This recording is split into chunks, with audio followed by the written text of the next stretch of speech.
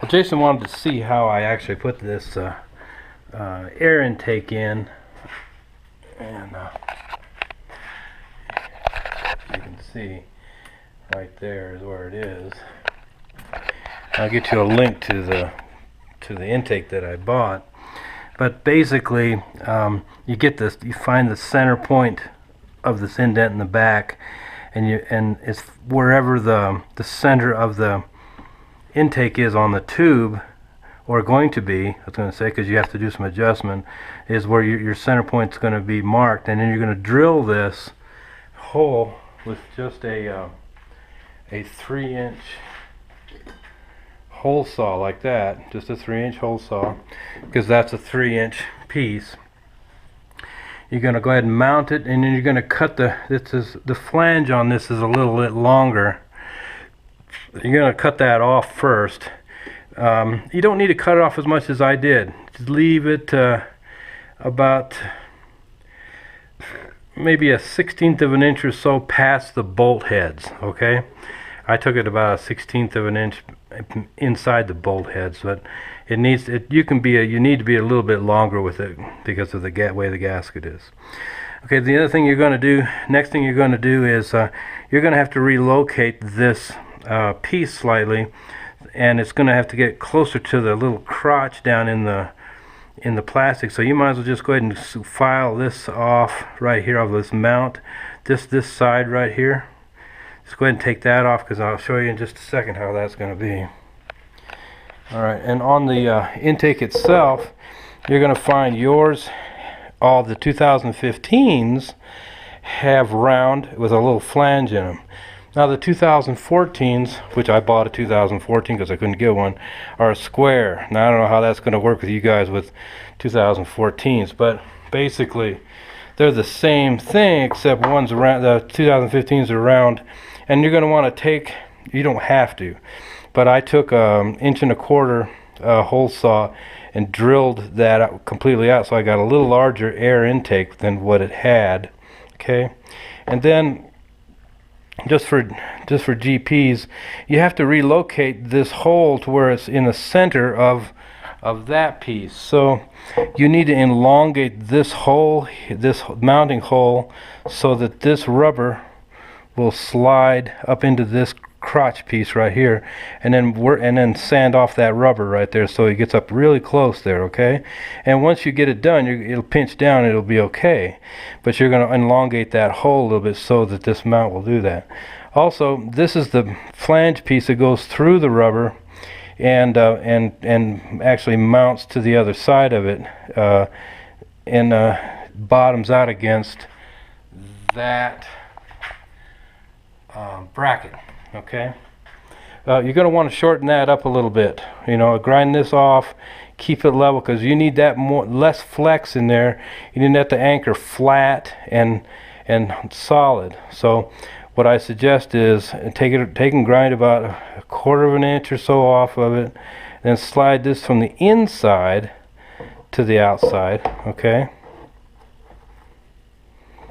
as you can see. And that's going to be, you can see the way that's the groove done, because when it's done, you're going to want to have it up like that to get it in the middle of your piece. Okay, now you can go down to your local hardware store and get you these toilet tank to base gaskets. They're 2-inch inside, and they're more than 3 inches on the outside, so they fit that okay. Alright, and the one I used, because I had to go a little bit deeper, was this one. Now I actually, just to demonstrate, I actually took mine and I wanted it to be the same size as this hole here, the 2.25. So I flipped it, and I can't set you down, but I'm going to do this.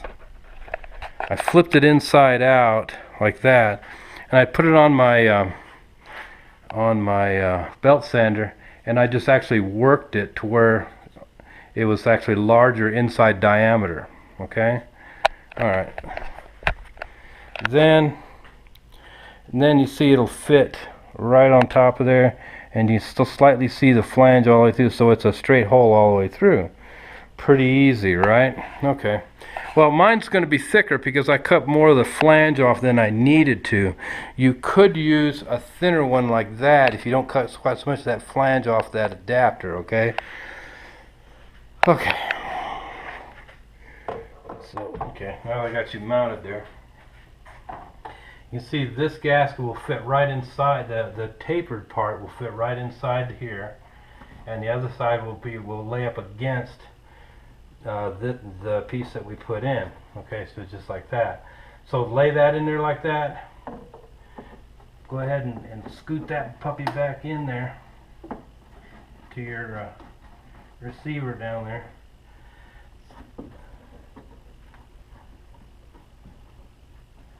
Set it in place. Now get a washer for the screw, because this used to be the other way around. Get a washer for the screw.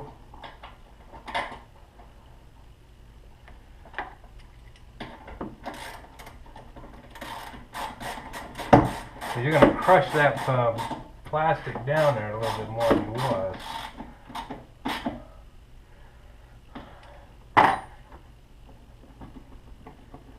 And that's all she wrote. And just go ahead and tighten up your clamp here.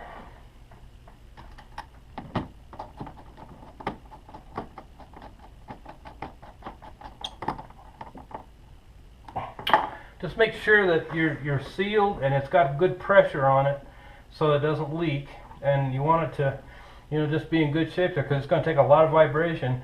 But you want this also to be less rubberized here, so that's why you take that sleeve down a little bit and make it crush against the stuff a little bit, okay? And that's it. Now as far as the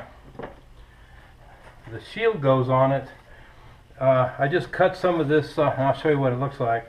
Sound deadening heat shield.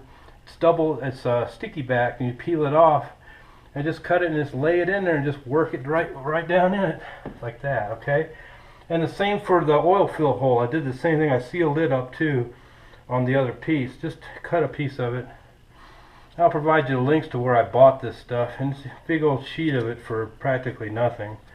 And then on the back side it's black, and it's still sticky in here, and it'll probably get some dirt on it sooner or later, but hasn't yet, so it's okay. And it that seals it off. There's no more issue there with any hot air coming out. There's also no more issue with all this hot air building up in here and being sucked into the engine. You're bringing cold air in from back here, and this back here is a little bit shielded from all the dust, so you don't quite get as much dust on it in the air filter as you would get. Now in the future, this would probably be the step one to do a snorkel. You just come in there with an adapter and then come up and put your snorkel here or up here or wherever you would put it. But you'd tap through here anyway and probably tap into this, seal it into this, or adapt it into this anyway. So this is all just, a prelude to snorkeling. Now I'll never need a snorkel. I don't have any water around New Mexico, so that should be just fine just the way it is. Okay? Alright, now let's see. This is that heat shield right here, and it's got this plastic peel off side here, and once you peel this off, it's black, see, and it sticks really good, and it's heat shield and sound deadener too. So I got enough here to do the whole back cab area if I want to really isolate that off. Anyway, that's what that intake looks like. And I was telling the guys that I was modifying my shifter, and what it is after I got everything all aligned, I don't have it goes too far back in park. So I've made a little bracket for a stop, so it has to stop there. It can't go any farther than that. It was overshooting it, so I stopped it from doing that, and I set all the linkage so that the stops, the detents in the shifter correlate with the detents in the transmission, which they weren't. They were off a little bit, and so now it does shift a lot better. Okay, Alright, well, that's my story for the day.